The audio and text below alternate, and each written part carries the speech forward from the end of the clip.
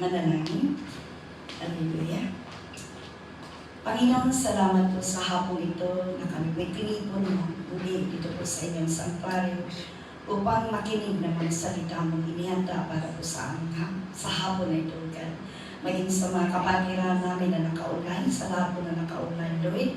Maraming salamat po sa pagtitipong ito, God. Dalangin ko nga po, Panginoon, na samahan niyo po kami, Banal na Espiritu, na ikaw ang magbigay ng pang-unawa na mas malalim pa sa aming nga po mapag-aaralan sa hapon ito. None of me, O God, but more of you, Lord Jesus. In Jesus' mighty name I pray. Amen. So tayo po'y makakaupo na. Naririnig niyo po ba ako? Maganda po kasi yung boses ko sa mahigit na po isang linggo na ganito yung boses ko. But at least may boses na po ako. Amen? So sa hapong ito, ating pong pag-aaralan ay matatagpuan po namin in the book of Mark, chapter 4, verses 35 to 41. Ating pong basahin. Sabi po niyan, that day, when evening came, he said to his disciples, "Let us go over to the other side." Verse 36, leaving the crowd behind and looking around just as he was in the boat, there were also other boats with him. Next po, a furious squall, sabi po dyan, came up, and the waves broke over the boat so that it was nearly swamped. And the next po, Jesus was in the stern, sleeping on a cushion. The disciples woke him and said to him, "Teacher, don't you care if we drown?" He got up, rebuked the wind, and said to the waves, "Quiet, be still." Then the wind died down, and it was completely calm. He said to his disciples, "Why are you so afraid? Do you still have no faith?" And next po, they were terrified and asked each other, "Who is this? Even the wind and the waves obey." Yan po ang salita ng Diyos sa hapong ito. At marami po tayong matututunan dyan. Yan po ay personal na experience ko na dito po sa ating pong kwentong binasa, marami pong itinuro sa akin ng Panginoon. Dahil ang buhay po natin bilang mga Kristiyano, maraming bagyo, diba? Maraming bagyo ng buhay. Iba't ibang signal nga lang. May signal number 1, number 2, number 3, number 4, di po ba? Yung mga unexpected na mga pagsubok, yung mga biglaan nawalan tayo ng mahal sa buhay, mga biglaan pagkakasakit, nawalan ng trabaho, iba't ibang klase po ng mga problema sa buhay natin ginagalawan na kung minsan nagsishake po yung ating faith. Diba? So, ang mga bagay po sa buhay, it came in different forms. Maaaring in your finances, in OFW, ito yung pinaka-major na problema. Finances, kumikita lang po tayo ng napakalaki ba? But in reality, nagkakaroon pa rin po ng maraming problema when it comes sa pera. Ito ba? Family challenges, yung bills, o something na hindi pagkakasundo-sundo, maging in marriage life, o kaya yung health. Nag-challenge yung health natin, bigla na lang tayo nagkakasakit. And most of the time, yung emotional distress ba na tinatawag. At tayo kung mga mananampalataya ni Kristo, hindi po tayo immune o hindi tayo exempted, di ba?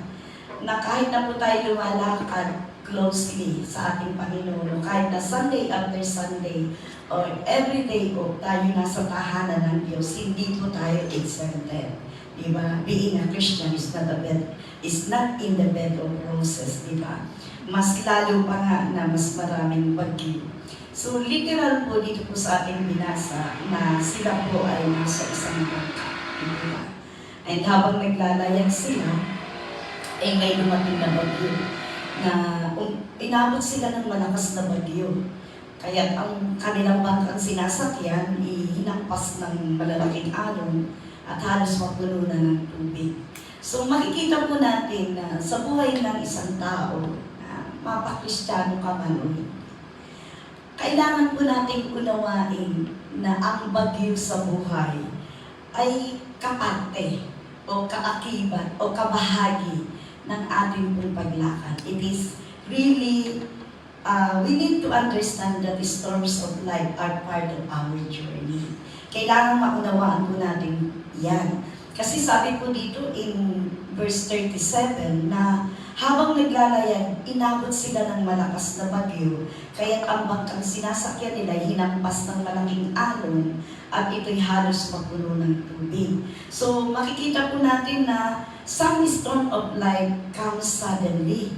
Minsan hindi mo inaasahan mawawalan ka ng trabaho, or hindi mo inaasahan mawawalan ka ng mahal sa buhay.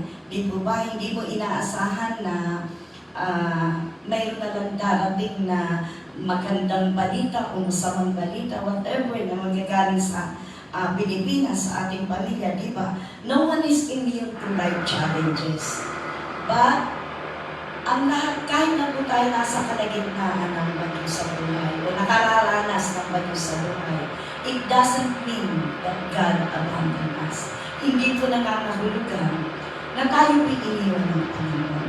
So, kailangan maunawaan po natin, no? Literal po ang bagyo sa atin sa Pilipinas, may pag-asa na nagsasabing signal number 1, number 2, number 3, na kung saan pinaghahanda tayo, di po ba? Pinaghahanda ang mga mamamayan na may bagyong darating, ganito kalakas, maging dito sa Hong Kong, mas lalo na dito sa Hong Kong. Even the winds, no? Alam nila kung ano yung lakas. So, literal po na may paghahanda na sinasabi. But tayo po mga Kristiyano, may paghahanda rin naman po na sinabi ang salita ng Diyos, di po ba? Na sa atin, na sinabi po yun in the book of James, in verses 2 to 3. Kung atin pong titingnan doon na yung pong sinabi doon na consider it pure joy. Nakakaranas ka naman ng bagyo sa buhay. Magagalak ka pa ba, di ba? Sabi doon, magalak kayo kapag kayo dumaranas ng iba't ibang uri ng pagsubok. Dapat na ninyong malaman na nagiging matatag ang inyong pananampalataya sa pamamagitan ng mga pagsubok. So, ibig pong sabihin na yung pong storms of life na nararanasan ng bawat isa sa atin, sa ating mga nakikinig, sa inyong mga nasa online, sa inyong mga nandito, sometimes po it is a test of faith at nasaan yung focus ng bawat isa po sa atin. Kasi even the righteous po ay nakakaranas po ng storms of life. Sinabi ng salita ng Diyos in Psalm 34. Sabi ko ganun sa Psalm 34, verse 19, that the righteous might have many troubles, but the Lord delivers him from them all. So kung mauunawaan mo po, o mauunawaan po natin na ang bagyo sa buhay ay kapante, it is a part of our journey. So kahit po tayo ay taong matuwid, marami mang suliranin o problema, sa tulong po ng Panginoon, ito po'y mapapawi o maiibsan o magkakaroon po ng katugunan. Amen? Ang isa pong halimbawa diyan ay si Job, di ba? Kung babasahin mo po yung kwento ni Job in Job chapter 1, hindi na po natin babasahin. Pero basahin mo po yan sa loob lang ng isang araw. Ilagay mo yung sarili mo sa sitwasyon ni Job, di ba? Parang siguro hindi natin kaya kung tayo nandun, di ba? O kung makarinig tayo ng mga testimony o sa marinig natin ang ating kapatiran na biglang nawala ng asawa, di ba? Sa isang kisap mata, bigla na lang nawala ng asawa. Naranasan ko po na ako biglang nawala ng trabaho. Pagpasok ng taong 2026, January 2 po nang sabihin sa akin ng amo ko na, I'm so sorry Isabel, we will terminate our contract. Speechless po ako kasi ang paalam nila sa akin, mag-i-staycation. So ano ba yung pupunta sa mind mo, di ba? Staycation. Parang magka-holiday lang. Yun pala, hindi staycation, kundi maglilipat sila ngayong aking inaalaga ang dalawang matanda is ilalagay na nila sa elderly. They will relocate, they relocate, hindi po kasi dito sa Hong Kong, kundi sa Shanghai. Ang makikita niyo yung Macau. Ito yung Macau, ito yung Shuhai. Doon po nag-migrate yung aking mga amo. So, speechless po ako. Pero dahil malapit po yung anniversary natin doon, nakiusap ako, supposed to be, binigyan po nila ako ng 1 month notice verbal, di po ba? January 2 to February 2. So nakiusap po ako ng sabi ko, mag-a-anniversary kami, sabi ko ganun. Kung po pwede na ibigay nila sa akin ang aking release letter ng January 28, so that February 28 ang baba ko. Pero alam niyo po, ang Panginoon hindi natin alam yung kanyang kaparaanan. Dahil yun po kanyang kaparaanan, mas mataas sa kaparaanan natin. Amen. Yun po January 28 na supposed to be released letter ko po. Naulong po yun ang naulong kasi there is something happen in between ng ano na yun na sila po ay nangailangan ng kumbaga favor sa akin. Inabot po ako ng April 7. So doon po natin makikita yung favor number. So nung ako po'y bumaba, yung last meeting po ng mga leaders, bago po magsipatuloy ang ating mga pastor, nagsabi ko ako sa ating Bishop Evelyn, Bishop, bababa ako ng April 7. Lahat kayong baba. Wala sila kasi nag-anniversary sa Pilipinas. And then sabi sa akin ni Bishop, bakit hindi ka maghanap ng amo? At kung talagang close na, and then it is God's will na uuwi ka na. So, siyempre sa edad ko, wala na po ba akong confidence na mag-apply, di ba, sa mga agency? Wala na po akong confidence na mag-ask, di po ba? Ang akin na lang po talaga is recommendation. Actually, may recommended employer po yung aking mga among iiwan.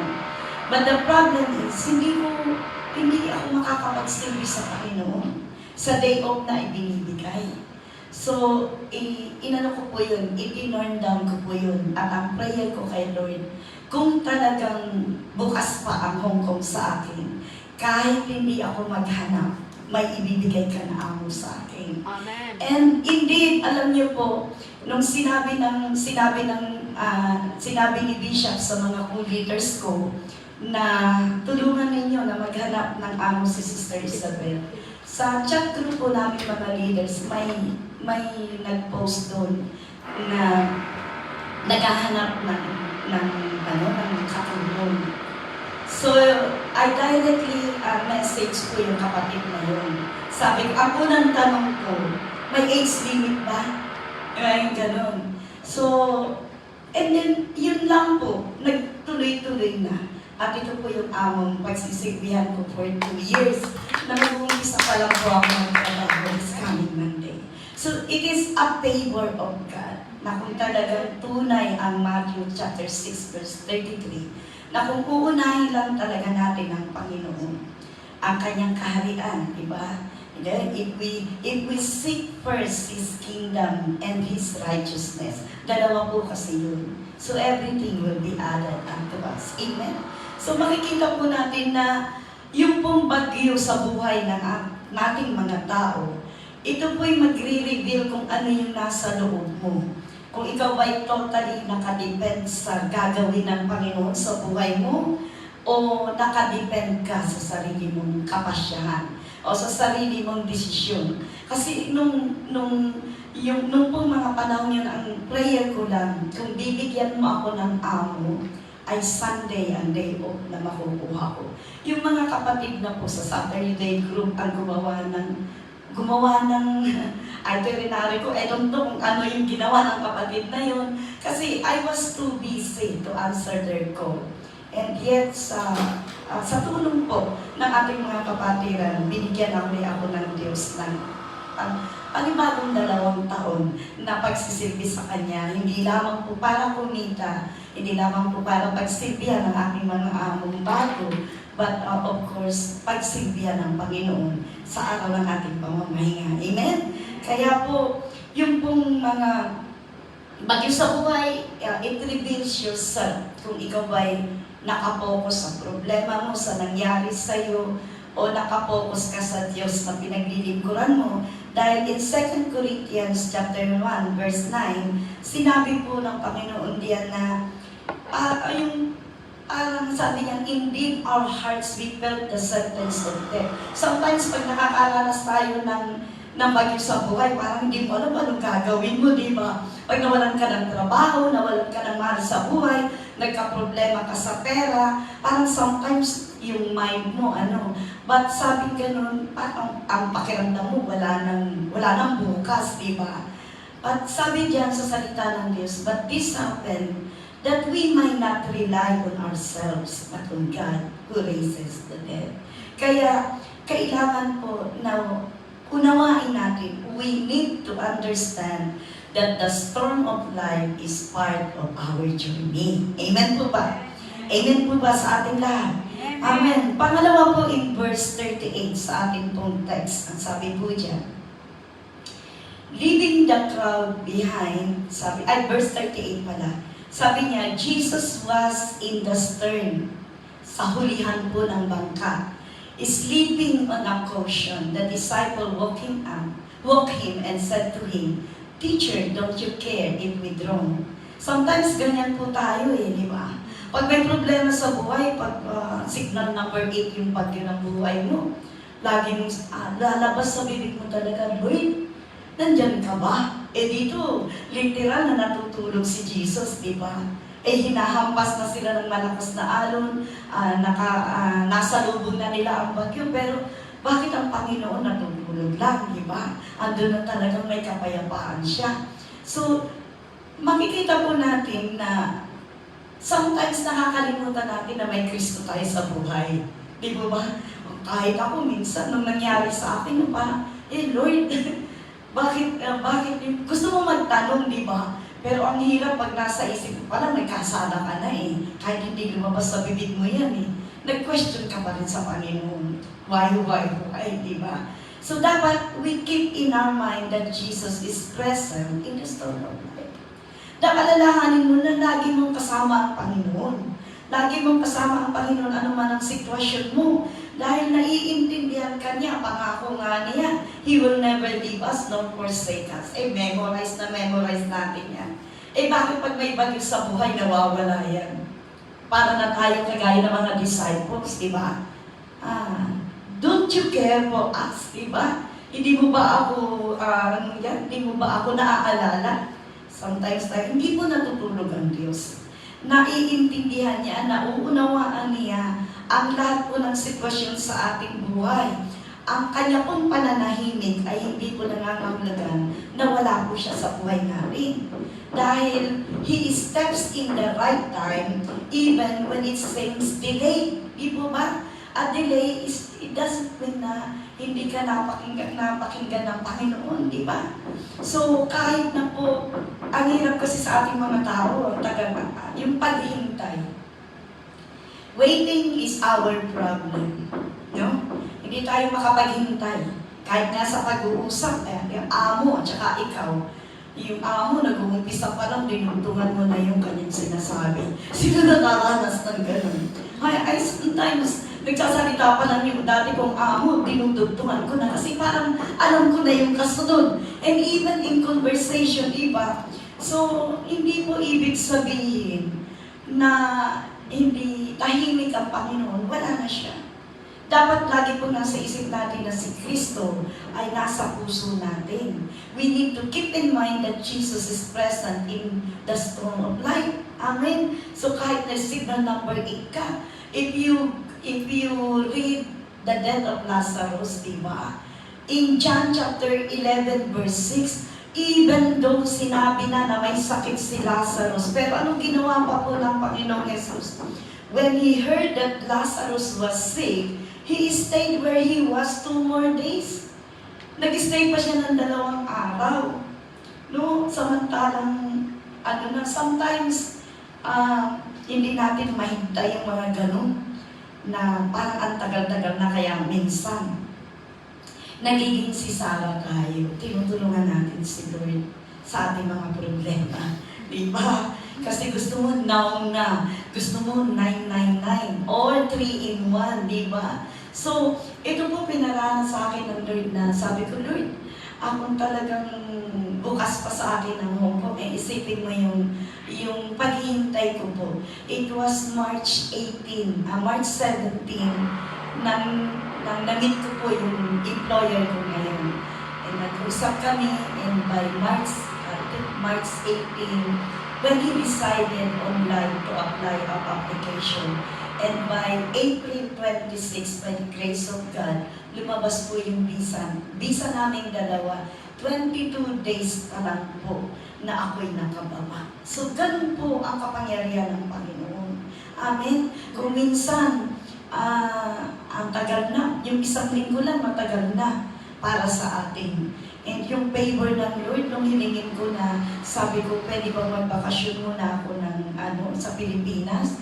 Binigyan niya po ako ng 16 days. But then, nung bumalik ako, nagkasakit ako. Hiyang-hiya po ako talaga. Sabi ko, Lord, nahihiya ako sa amo ko, hindi ko alam kung ano sasabihin ko. Pero hindi ko matawagan kasi mula po Monday na bumalik ako, Sabado po ako bumalik, Sunday, mula po Sunday hanggang Thursday, wala pong kaboses-boses na lumalabas sa akin. At napakahirap pong manalangin, hindi ka makapag-worship, nasa isip lang, nasa puso mo lang. Kaya habang may boses po tayo dapat learn, ay ibigay mo ng todo yung iyong pagpupuri sa Panginoon. Huwag kang matakot na papunta sa bundok, o ano man ang tono mo, silang man yan, magpuri ka sa Panginoon, gamitin mo kung anong boses meron ka. Amen? So, example po natin dyan ay yung tatlong magkakaibigan. Si Shadrach, Meshach, at Abednego. Noong nakaranas po sila, alam nila na sila hindi nag-iisa kahit sila itapon sa apoy. Di ba? Alam nila. And indeed, kung babasahin po natin in Daniel chapter 3, verse 24 to 25, nakita po ni King Nebuchadnezzar na 4 sila. So, Jesus showed up. Di ba may inaawit tayo na kahit dumaan man tayo sa ilog, di tayo malulunod. Dumaan man tayo sa apoy, di tayo masusunog. Kailangan lang na laging nasa puso natin, nasa isip natin, na si Jesus is present in the storm of life. Amen po ba? Amen? So, yung pong ma-realize po natin, minsan talaga, dito po tayo nag-depend para tayo walang Kristo sa buhay. Tapos nagiging, nawala yung pagka-Kristiyano ko. Di ba minsan, pag tayo natitest, ay nawala yung pagka-Kristiyano ko. If we are being tested by our attitude sa mga kasamahan, especially pag may kasama ka sa bahay, ay hindi po yan nawawala. You are being tested by your attitude, by your character.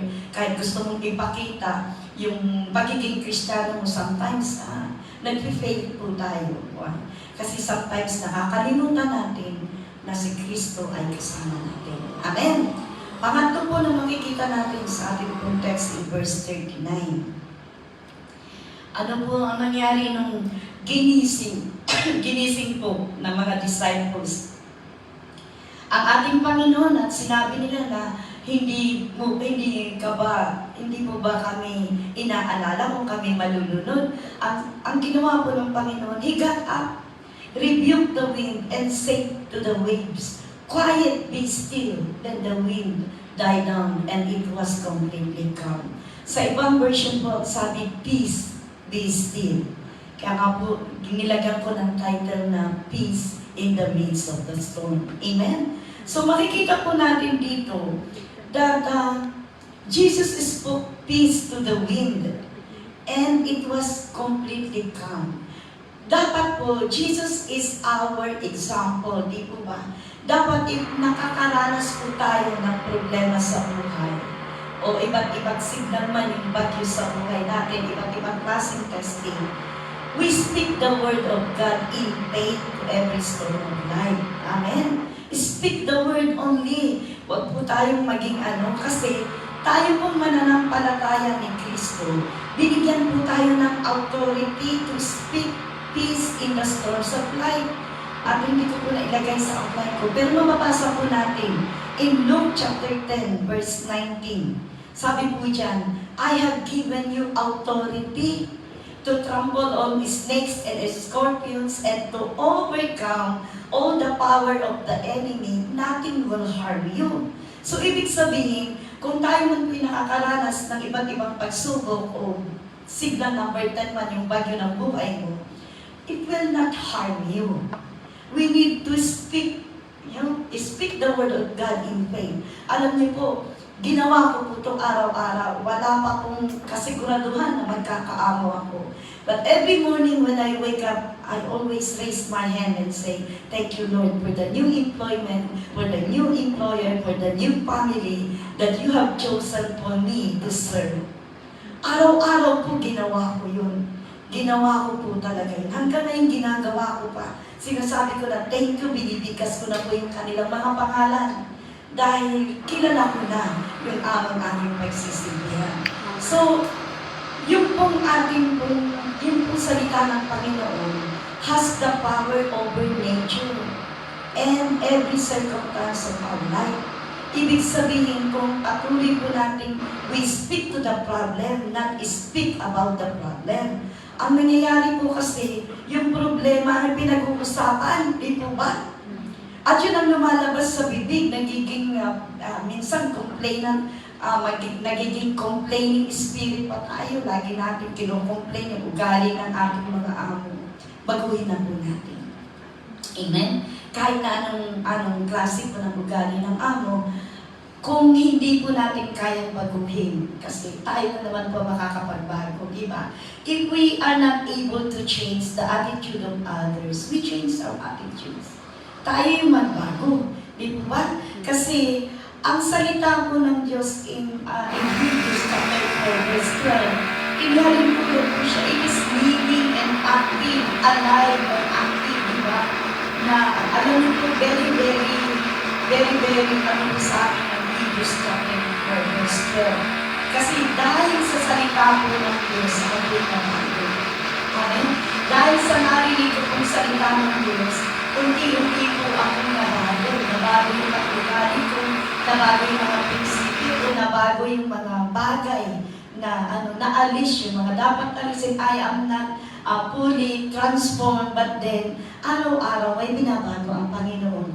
Dahil salita lamang po ng Diyos ang tunay na makapagpapabago kung anuman po ang sitwasyon ng buhay natin. Anumang bagyo. Kasi our confession matters to God. In Proverbs 18 verse 21, sinabi po dyan that life and death are in the power of the tongue. Dami po dyan, the tongue has the power of life and death, and those who love it will eat its fruit. So, kung ano po yung lumalabas sa bibig mo na mga salita mo, ikaw rin po yung mag-aani. Kasi ikaw yung nagtanim. Ikaw yung nagtanim. If you want your word na bumalik sa'yo ng maganda, edi magtanim tayo naman magagandang word. Amen? And hindi po tayo maliligaw kung every time na ang lumalabas po sa atin ay faith-filled word that changes the atmosphere. Amen? Faith comes by hearing the word of God. Alam na alam po natin yan. In Romans chapter 10 verse 17. Diba? Alam na alam natin na sa pamamagitan ng pakikinig ng salita ng Diyos, nag-i-increase yung faith natin, di ba? But in Mark 11 verse 23, maliwanag po na sinabi ng salita ng Diyos dyan. Si Jesus mismo nagsabi, I tell you the truth, if anyone says to this mountain, ano po yung mga mountain ng buhay natin, mga mountain ng problema, ng trials and testing, pag anyone says to this mountain, go through yourself into the sea, at nakalagay po dyan, and does not doubt in his heart, but believes that what he says will happen, it will be done for him. Amen? So dapat po na hindi po tayo nagda-doubt, kaya speak the word of God in faith to the storm of life. Amen po ba? Amen. Maliwanag ba mga kapatid? Amen. So alam na natin, alam mo na pag ikaw ay nakakaranas ng bagyo sa buhay, kung signal number 1 pa lang yan, huwag mong i-ignore. Huwag mo nang i-ignore. Gawin na natin po ito pong itinuturo sa atin ng Panginoon. And the same verse, in verse 39, ano pong nangyari nung sinabi ng Panginoong Jesus, "Quiet, be still." Then the wind died down and it was completely calm. Diba? Nagkaroon na po ng kapayapaan sa dagat. Diba? So if we want talaga na as we speak the Word of God in faith, dapat nag-i-expect po tayo that God's peace surpasses the storms of life. You know, sometimes yan po yung problema. Nananalangin tayo ng nananalangin and then suddenly, no, in the blink of eye, sinagot ng Panginoon, ay, nandun ka pa. Parang hindi mo pa pinaniwalaan, di ba? So, dapat po in every prayer, we expect the results. No, in everything, ano man ang mangyari, dapat nag-expect ka talaga na magka-calm down, mawawala yung bagyo na yun, di ba? Because in Philippians chapter 4 verse 7, sabi po dyan, the peace of God which transcends all understanding will guard your hearts and your minds in Christ Jesus. Alam niyo po, ang hirap magkaroon ng kapayapaan pag may nararamdaman ka sa katawan. No? Lagi mo sinasabi, ay, ang sakit. Ay, ang sakit ng ulo ko. Ay, nahihilo ako, di ba? So, instead of rebuking yung nararamdaman mo, you are magnifying the problem, di ba? Kung ano yung nararamdaman ko. Kaya impossible, we expect na may kapayapaan kahit mayroon kang nararamdaman, kahit ano man ang sitwasyon mo sa pananalapi, sa employment, magkaroon po tayo ng kapayapaan kasi ipinangako po ng Panginoon ng kapayapaan sa buhay natin. Ano man ang sitwasyon sa buhay natin, ano mang bagyo mayroon tayo sa buhay, may kapayapaan kung ipinangako ang Panginoon. Yan po'y mababasa natin in John chapter 14, verse 27. Sabi po ng Panginoon, "Peace I live with you, my peace I give you." Sabi na, "I do not give to you as the world gives." Alam niyo po, ang mundong ating kinagalawan, wala po tayong kapayapaan dyan. Hindi po maibibigay ng mundong ating kinagalawan ang kapayapaang nanggagaling sa Panginoon, sa salita ng Diyos. Sabi dyan, "Do not let your hearts be troubled and do not be afraid." Kaya nga, di ba, sabi sa James na consider it pure joy. So wag po tayong mangamba. Wag po nating hayaan na yung ating puso ay laging nag-aalala sa ating pong mga sitwasyon sa buhay. Amen? Kasi ang peace po is the fruit of the Holy Spirit. Kasama po yan sa siyam, di ba? In Galatians chapter 5 verse 22. Kaya pag may kulang dyan sa fruit ng Holy Spirit, kailangan i-develop po natin. Kasi kailangan po ay, bakit? Parang mali. 5:22 ano? Yan po ay kasama sa fruit of the Holy Spirit, kapayapaan. Diba? Joy, peace, Galatians, diba? For 5:22. Makikita po natin ang fruit of the Holy Spirit. Amen? Yan, sabi dyan, "But the fruit of the Spirit is love, joy, peace, patience, kindness, goodness, faithfulness." Siyang po yan. Kaya kailangan buo po yan sa buhay po nating mga Kristiyano. Amen? Sino ba sa atin ang ayaw ng kapayapaan? Di ba lahat tayo? Ang gusto natin, parang walang problema. Pero hindi naman pwedeng wala kang problema. Ay, mahirap naman pag wala tayong problema, di ba? Baka na kay Satan ka na kaya wala kang problema. Amen? So, example po natin dyan is si Paul and si Silas, di ba? Makikita po natin in the book of Acts chapter 16 na kahit na po nakaranas sila, nakaranas sila ng iba't ibang problema sa kanilang pong pagsisipis sa Panginoon. They demonstrate peace in prison, singing praises despite na sila po ay nasa kulungan. Ano pong ginawa nila? In Acts chapter 16 verse 25, about midnight, Paul and Silas were praying and singing hymns to God, and the other prisoners were listening to them. Sino mag-a-agree sa atin na kapag may nararamdaman ka sa katawan, kapag nasa sitwasyon ka na naghahanap ka ng amo o nasa sitwasyon ka na may problema ka sa amo mo, may problema ka sa asawa mo, sa finances mo, lahat-lahat na, may bagyo ka talaga sa buhay. Napakahirap po nang ginawang ito ni Paul and Silas na manalangin at magpuri sa Panginoon. Pero ito po yung dapat na ginagawa natin. Amen? Kasi kung hindi natin mababago ang sitwasyon, mag-ano na lang po tayo, mag-worship sa Panginoon. Because in every praise, yung po sa pamamagitan ng pagpupuri sa Panginoon, magkakaroon ka ng kapayapaan. Amen po ba? Kaya, we expect na tayo po, i-expect po natin na yung pong peace na ating pong na magagaling sa Panginoon will surpass the storms of our life. Amen? At ang panghuli po na ating pong makikita dito ay in verse 41 na kung saan they were terrified and asked each other, yung mga disciple po, who is this? Even the wind and the waves obey Him. So makikita po natin na yung every storm of our life ends in testimony. Di po ba? Kapag na-overcome mo na, kapag natapos na ang bagyo, literal, pag natapos yung bagyo, di ba?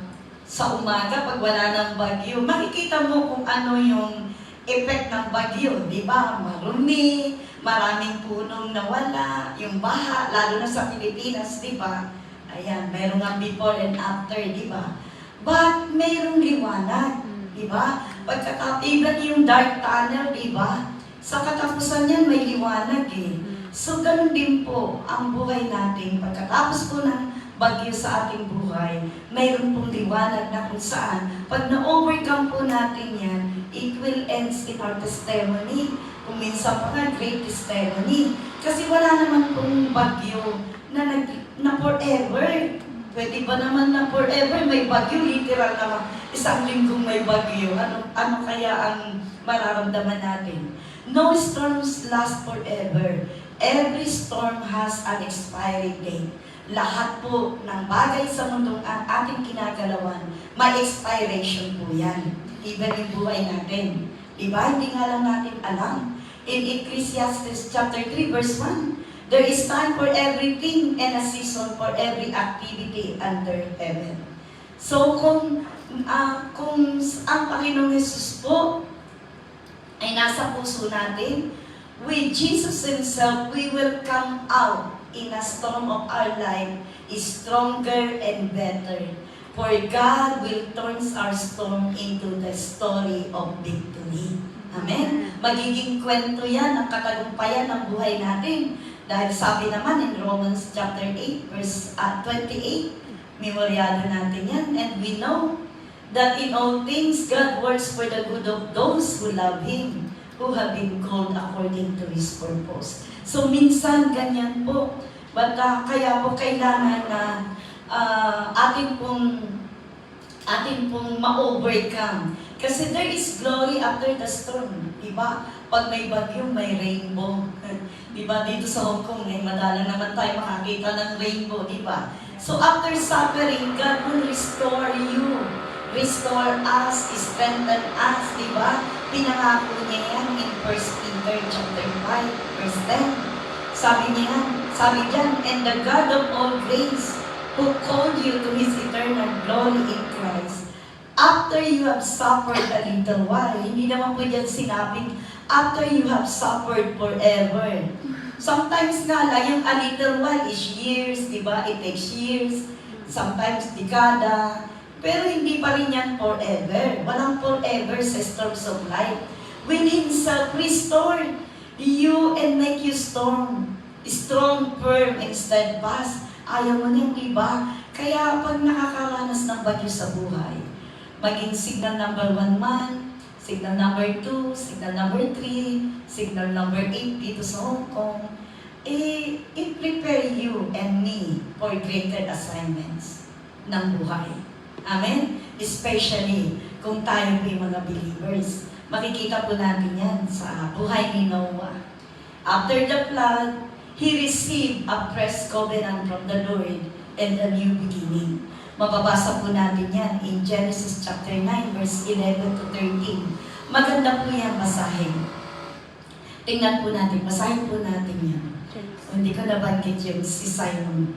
Yung kung paano po si Peter was strengthened to strengthen others as Jesus Christ. Amen? So in Genesis chapter 9, verse 11 to 13, ang ganda po ng nangyari. After the flood, ang sabi po ng Panginoon, Genesis chapter 9, verse 11 to 13, nandiyan po yung bahaghari o yung rainbow. Amen? Na sinabi ng Diyos. Sabi po ng Panginoon kay Noah, I establish my covenant with you. Never again will all light be cut off by the waters of a flood. Never again will there be a flood to destroy the earth. So, ang sabi po ng Panginoon, and God said, this is the sign of the covenant I am making between me and you, and every living creature with you, a covenant for all generations to come. That means kasama po tayo. In verse 13, ano pang sabi dyan? I have set my rainbow in the clouds, and it will be the sign of the covenant between me and the earth. So makikita po natin na sa kabila po ng mga bagyong nararanasan natin, may bahaghari na makikita tayo. We will come out strong, firm, and steadfast. Every storm of life ends in testimony. Magiging great testimony pa nga po natin sa times. Amen? So yung pong presensya ng bagyo sa buhay natin, it doesn't mean the absence of God. It is an opportunity para po sa atin, para maranasan natin yung kapangyarihan ng Panginoon sa buhay natin. Para po maranasan natin yung kaluwalhatian niya. Di po ba? May awitin niya na iparanas mo sa amin ang iyong kapangyarihan. Narinig niyo ba yung awitin yun? Iparanas mo sa amin ang iyong kapangyarihan, ang iyong kaluwalhatian. Maranasan po natin yan the moment na atin pong mauunawaan na ang bagyo sa buhay ay kaparte po natin. It is part of our journey. At lagi po natin isa sa isip o ilalagay po natin sa isip na Jesus is with us. He will never leave us nor forsake us. O dapat po na lagi po nating we speak to the problems, not speak about the problem. Amen? Speak the word of God in faith. Kung may mga nararanasan po tayong bagyo sa buhay, and we expect po na may kapayapaan, tayo pong matatamo, there is peace in the midst of the storm, mga kapatid. Dahil no matter what the enemy sends our way, if Jesus is in our boat, we will not sink. Hindi tayo malulunod, hindi tayo masusunod, because peace is not found in the absence of trouble, but in the presence of the Prince of Peace. Minsan, tayong mga tao, pag may problema, instead na to go to God, we don't, instead tayo lumapit sa Panginoon, lumalayo tayo. Ang Panginoon hindi naman tayo ang kapayapaan becomes a trusting God and His word. In conclusion, basahin po natin in Isaiah chapter 26 verse 3 na pangako ng Panginoon. Sabi po ng Panginoon, you will keep in perfect peace him whose mind is steadfast because he trusts in you. Kapayapaan po ay darating sa buhay ng bawat isa po sa ating, even in the midst of the storm of life, by trusting God and trusting His Word alone. May natutunan po tayo. Amen. Amen. So yan lang po ang maibabahagi ko sa hapong ito. Nawa, anuman po ang sitwasyon ng bawat isa po sa atin, balikan po natin ang sinabi sa Mark chapter 4, kung saan Jesus calmed the storm. Ganon din po ang gawin natin sa mga bagyo ng buhay po natin. Tayo po'y manalangin. Salamat, Panginoon, sa mga salita mo. Indeed, Lord, kami po'y nagpupuri at nagpapasalamat na tunay na may kapayapaan sa buhay ng bawat isa po sa amin. kahit na po kami nakakaranas ng mga iba't ibang bagyo o iba't ibang klase ng pagsubok sa buhay na sa panahon ngayon, O God. Dalangin ko nga po sa bawat isa po sa amin na ito po'y aming maipasamuhay, mga salita mo makapagpapabago ng aming buhay. Na nandun nga po, Panginoon, alam po namin, hindi mo kami iiwanan, hindi mo kami pababayaan. Na dumaan man kami sa apoy, hindi kami masusunog. Dumaan man kami sa ilog, di kami malulunod. Dahil nandyan ka na aming kapayapaan. Panginoon, salamat po sa hapon ito. Sa iyo po ang mataas na papuri sa pangalan ng Panginoong Yesus. Amen. So ibabalik ko po sa ating Diyos. Amen. Hallelujah.